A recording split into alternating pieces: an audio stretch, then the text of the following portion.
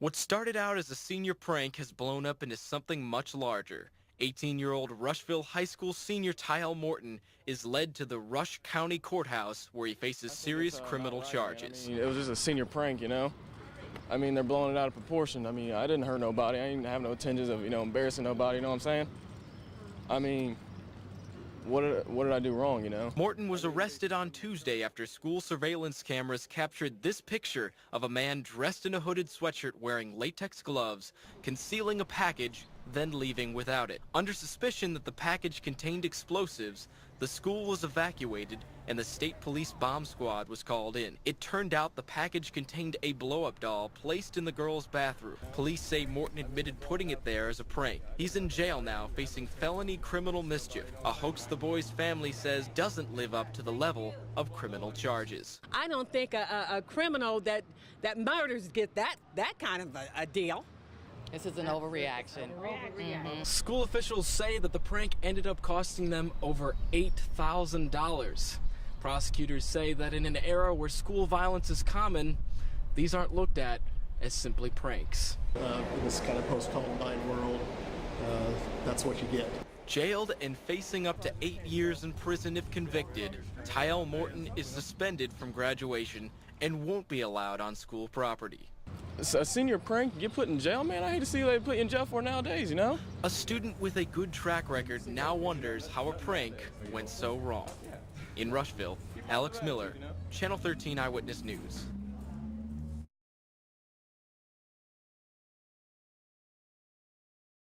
As hot as it is outside, relief has not come to the inside of the Blankenship house on Rockville Road.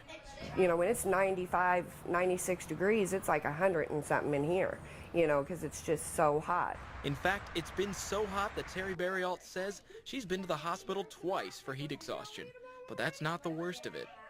She's got asthma. She woke up the other morning and had an asthma attack because she couldn't breathe. It was so hot in here, And I had to break out the breathing machine and, she had to get the inhaler. I had the fan blowing on me and everything, and I couldn't breathe. The air conditioning is out, and the family is left to rely on the help of a few fans.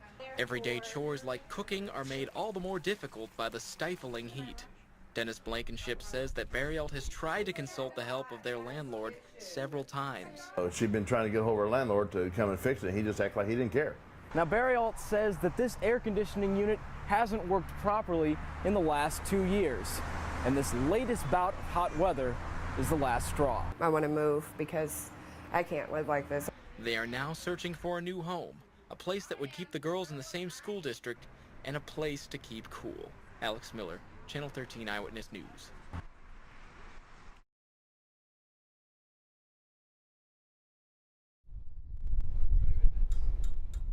On a cloudy and cool Thursday, it was hard to spot a boater on Geist Reservoir. But when the weekend comes, that changes.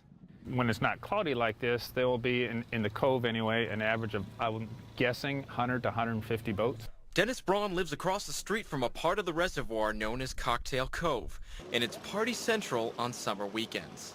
Some of the weekends you'll see some bikini tops leaving, and you'll start to get into some lewd, lascivious, both behavior and words.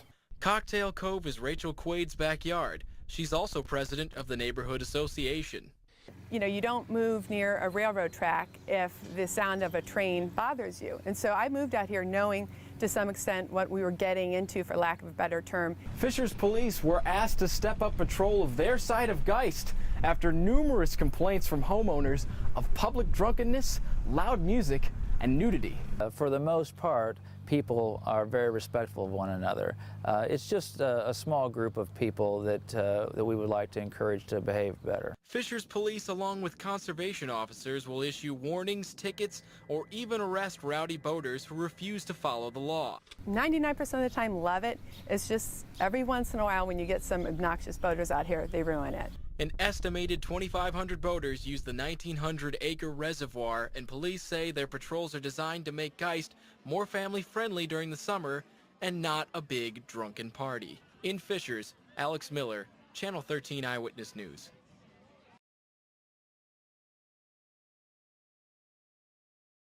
And all of a sudden we started hearing some cracking and popping. And I hear a lot of cracks, and things. And looked over, and that whole roof and the sides just buckled and caved out. It didn't take long for the roof of the Greater New Jerusalem Temple to collapse. It took not even 10 seconds for it to look like that right there. And now church members wonder just how bad it could have been. Because that's our church. It's okay.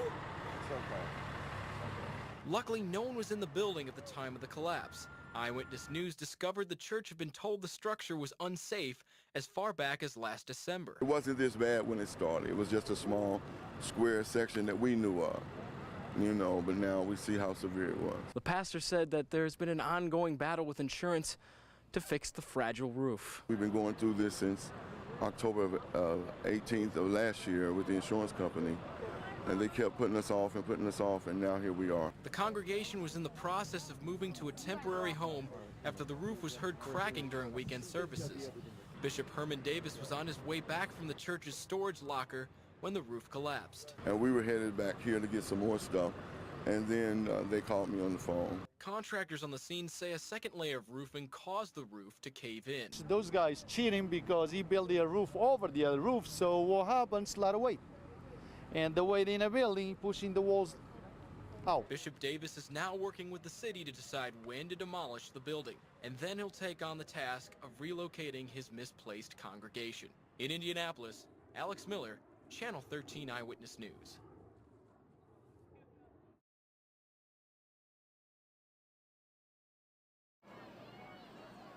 Last year, over 80,000 Colts fans flocked to Anderson to watch the team tune up for the season.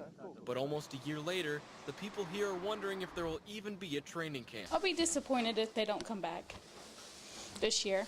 Last summer was the first time the team prepped for the season in Anderson in over a decade, and the town experienced a $6.5 million bump in revenue. Now Anderson must await talks between NFL players and owners. Probably more important than the money would be what it did to the emotions of the people, the excitement. Now, whether or not the lockout is resolved, local businesses are prepared for the Colts and the crowds they bring. But Anderson University has a different issue to face. Like any good host, we're flexible. The fields are ready and the dorm space is ready and everything's kind of ready for them. But students are getting anxious. Colts players and coaches are scheduled to occupy 3 dorms near the university's sports complex. If training camp is pushed back, some students will have to move into temporary housing until the Colts move out. The prospect of moving in and out of dorms twice has some students up in arms. If their parents work and not being able to move them and not having access to a large enough vehicle, or, unpacking and packing again is a pain in the butt anyways, and so then have to do that twice, and it's just a huge inconvenience. With camp scheduled to start at the end of the month, students should find out whether the lockout will lock them out of their dorms soon. In Anderson, Alex Miller, Channel 13 Eyewitness News.